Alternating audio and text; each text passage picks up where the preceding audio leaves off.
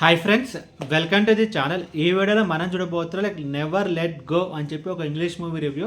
So ఈ movie మనం చూసుకుంటే కనుక అమెజాన్ ప్రైమ్లో తెలుగు డబ్డ్ వర్షన్ అయితే ఉంది. అండ్ ఈ మూవీ మొత్తం చూసిన తర్వాత నా ఒపీనియన్ చెప్పడం నాకైతే పర్వాలేదు, చూడొచ్చు అనిపించింది. ఒక డీసెంట్ హారర్ థ్రిల్లర్ కమ్ ఒక సర్వైవల్ మూవీ.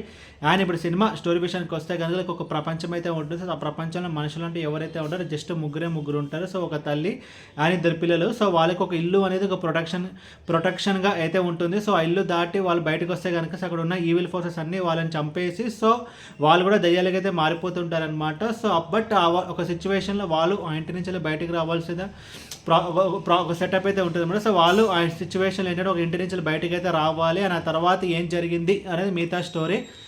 ముందుగా ఈ సినిమాలో ప్లస్ పాయింట్స్ గురించి మనం మాట్లాడుకుంటే కనుక ఈ మూవీ యొక్క సెటప్. సో సెటప్ అయితే బాగుంటుంది. సో నెక్స్ట్ ఏం జరుగుతుంది అండ్ వాళ్ళకి ఏమవుతుంది అని చెప్పి ఒక సస్పెన్స్ కానీ ఒక థ్రిల్ ఫ్యాక్టర్ అదంతా మనకైతే ఆ మూడ్ని సెటప్ చేసిన విధానం అయితే బాగుంటుంది. అండ్ స్టోరీ స్క్రీన్ ప్లే విషయానికి వస్తే కనుక మ్యాక్సిమం అది బాగుంది అని చెప్పడానికి అంటే మనకి ఇక్కడ బోర్ కొట్టకుండా అయితే ఉంటుంది. అండ్ క్లైమాక్స్లో వచ్చే ట్విస్ట్ అయితే బాగుంటుంది. అండ్ లాస్ట్ 20 minutes అయితే బాగుంటుంది. అండ్ టెక్నికల్ డిపార్ట్మెంట్స్ విషయానికి వస్తే background score okay and cinematography కూడా ఓకే. అండ్ ఇప్పుడు సినిమాలో మైనస్ గురించి మనం మాట్లాడుకుంటే కనుక స్లోనెస్. సో మూవీ అయితే కొంచెం స్లోగా అయితే ఉంటుంది. Not only first half, so first half second half రెండు కొంచెం స్లోగా అయితే ఉంటాయి. అండ్ ఇంకోటి ఏంటంటే స్టార్టింగ్లో బిల్డప్ ఉంటుంది కదా, వాళ్ళకి ఏం జరుగుతుంది అని చెప్పి థ్రిల్ ఫ్యాక్టర్ అంతా కొంచెం స్టోరీ ప్రోగ్రెస్ అయిపోతే అదంతా కొంచెం మనకి డైల్యూట్ అయితే వస్తుంది, ఎస్పెషల్లీ క్లైమాక్స్కి వచ్చే వరకు. బట్ క్లైమాక్స్ కొంచెం బాగుండడం వల్ల మనకి ఓకే పర్వాలేదు చూడొచ్చు అనే ఫీలింగ్ అయితే కలుగుతుంది.